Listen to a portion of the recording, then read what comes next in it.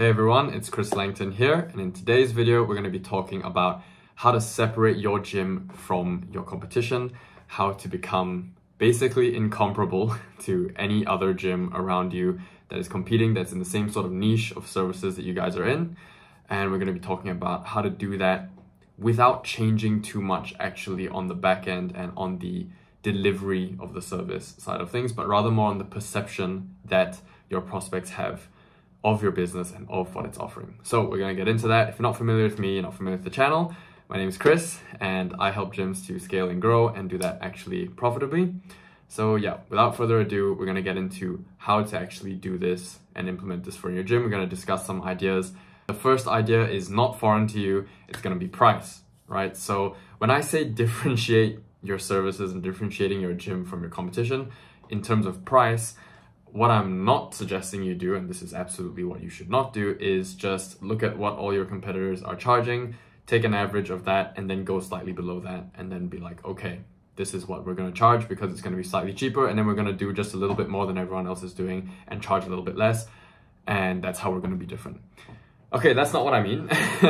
And if you're seasoned in business, you would know that that's not really what you should do, and the reason is because that is basically a recipe for running your profit margins into the ground, because that's all about efficient markets and how this cycle continues and continues and continues until neither you nor your competitors can offer the same level of service anymore, because you have started to undercut on price constantly until a baseline price is reached past which margins simply would not make sense, and then everything stops there, right? And you can't really go lower than that. So you don't really want to play that game of pricing, because what you're basically allowing to happen is you're allowing yourself and your service to get commoditized, right? And so what that means in simple terms is basically you are allowing your service to be compared to other services as basically equal, and the only differentiating factor being the price, right? So for example, think like potatoes, right? If you're gonna buy a bag of potatoes and these two bags from two different companies looked exactly the same,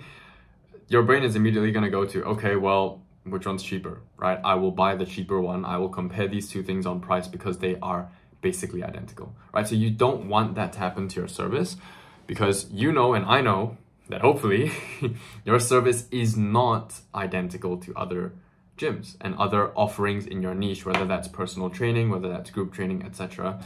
I'm sure, and you should be sure, that you have differentiating factors that you want to display to the public.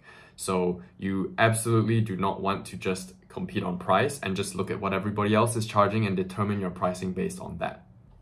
Okay, Chris, so I get it. You beat that point to death. So don't undercut my competitors. Don't just compare on price. Don't just try and differentiate on price. So what should I do with price then? So credit to $100 Million Offers, this book, for going into some of these topics which I'm about to discuss. So outside of commodities, purchasing decisions are made based on something called a price to value discrepancy.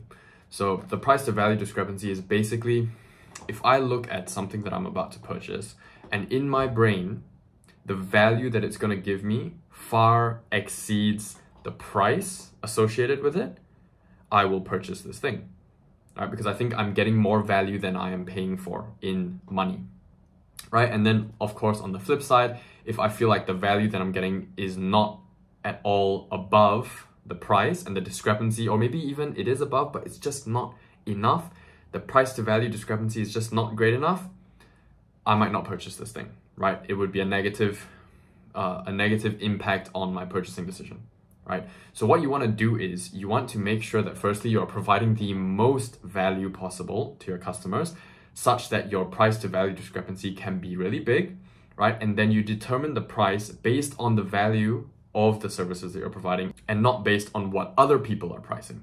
So, okay, Chris, increasing the amount of value that I'm providing to my customers means I'm going to have to change things about my service, right?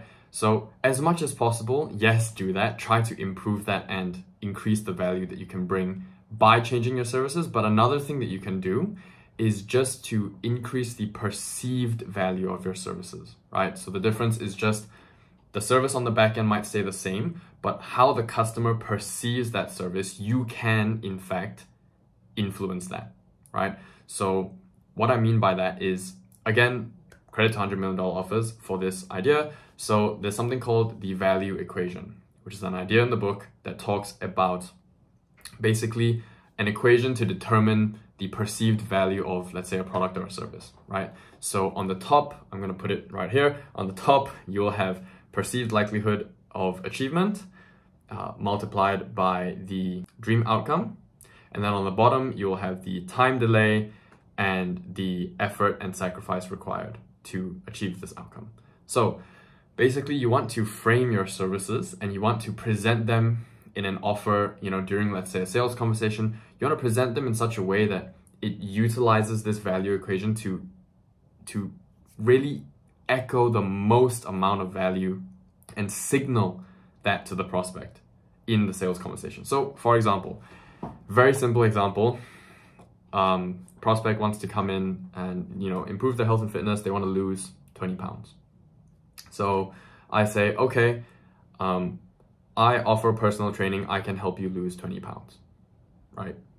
In reality, that is true. The service is personal training and the outcome is losing 20 pounds, right?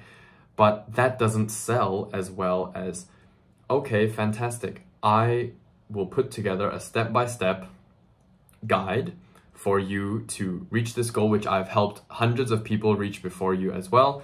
It's a very achievable goal. I'm going to put together a step-by-step guide that's going to have plug-and-play workouts for you to do and a customized meal plan that will suit your needs perfectly, including all your dietary restrictions, if any, etc., etc. Like, just framing the service in that way makes that you can already feel it. The perceived value of the service is going up. Like, oh, that sounds really good. So why is that? Well, it's because I've taken the top of the value equation and I've maximized it, right, in my phrasing. And I've taken the bottom of the value equation, those two parts, and I've minimized those, right? So in saying things like, we have a step-by-step program, for example, that increases the likelihood of achieving the outcome, the perception of it, because, okay, step-by-step, that sounds easy, okay? Plug and play, right? Again, it sounds easy and time delay sounds like less, right? Plug and play means it's very quick, it's very simple, right? So the time delay decreases, right? In saying things like, yes, that goal is actually really achievable. In fact, Susie over here, I helped her to lose or saying, oh, I've helped hundreds of people to achieve similar goals, etc. That also increases the perceived likelihood of attaining that outcome, because you are demonstrating, you're giving them confidence that you've done this a bunch of times, you've worked with a bunch of people, so the perceived likelihood of achieving that dream outcome increases. And again, the actual service on the back end might not change that much, or might not change at all, right? But it's the perceived value that increases, the price to value discrepancy increases, and thus that has a positive effect on the purchasing decisions of your prospects, right? So I can't remember where I saw this quote, but it was, any fool can sell a service at a discount, okay? It takes an expert marketer to sell the same service at a premium.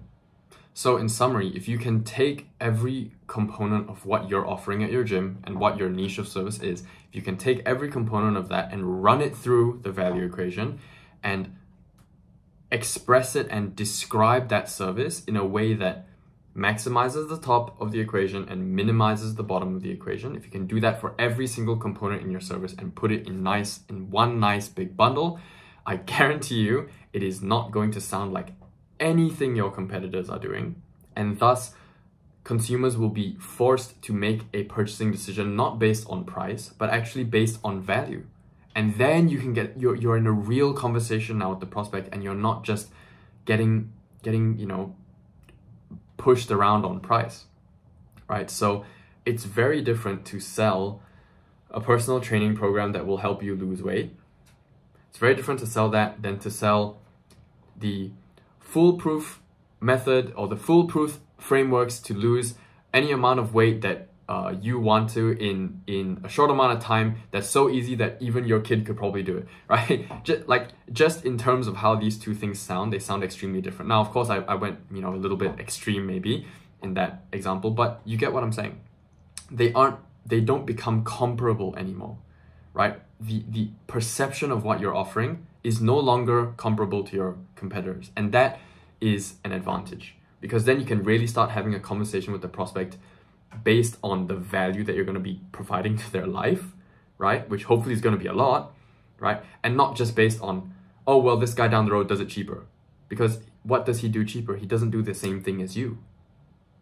You get what I'm saying? Now that you are presenting your services in a different way, nobody down any road is doing the same thing as you. Okay, so that's where you want to go with this. So I suggest taking a look at your services and then just quickly running them through that equation and generating ways to present these services in a way that increases your perceived value, right? And then that in turn will make that price to value discrepancy higher, right? Which is probably going to give you an easier time in sales conversations if you can implement this the right way. All right, with that, I hope that this video has at least given you some ideas or maybe some inspiration on how you can take your services and differentiate them from your competitors without too much work on the back end to change everything that you're doing. If this video was helpful for you, if you found it useful, maybe consider giving it a like, dropping a comment maybe of what you thought about this video, and maybe leave a subscribe if you are so inclined to do so, if you enjoy these kinds of videos. I really appreciate you watching, and yeah, if you're interested in how I actually help gym owners a little bit further than just these videos, you can go ahead and check out the first link in the description. Again, it's completely up to you. It doesn't matter to me whether you click it or not, but it's just if you're curious and if you want to find out more about me, you want to see my face a little bit more often, I don't know. But yeah, I hope you found this video useful, and I really appreciate you watching. Thank you so much for your time, and I hope you have a great day and a great weekend. Cheers. Bye-bye.